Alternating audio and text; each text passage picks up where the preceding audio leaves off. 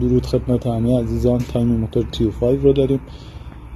قبل از هر چیزی 21 و 4 رو تو نقطه مرگ بالا قرار میدیم و به وسیله آلن 5 یا یه چیزی هم قطرون از سوراخ پشت پای فیلتر فلای ویلمون رو فیکس میکنیم تا میللاین چرخشی نداشته باشه.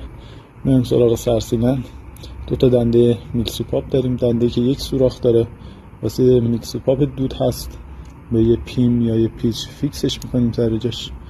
دنده که دو تا سوراخ داره واسه میکسوپاپ هوا، سوراخ بیزی شکل کاری بهش نداریم، و سوراخی که گرد هست و یه پیچ یا پیم فیکس میکنیم سر جای خودش.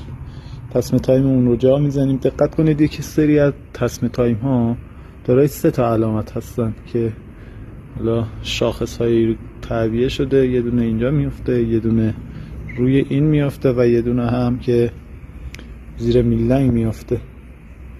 حالا این تصمیم تایم ما یه دونه داره و ما اینو بر حسب همین یه دونه چیدیم، مشکلی نداره. جا میزنید تصمیم تایمتون رو و هرزگرد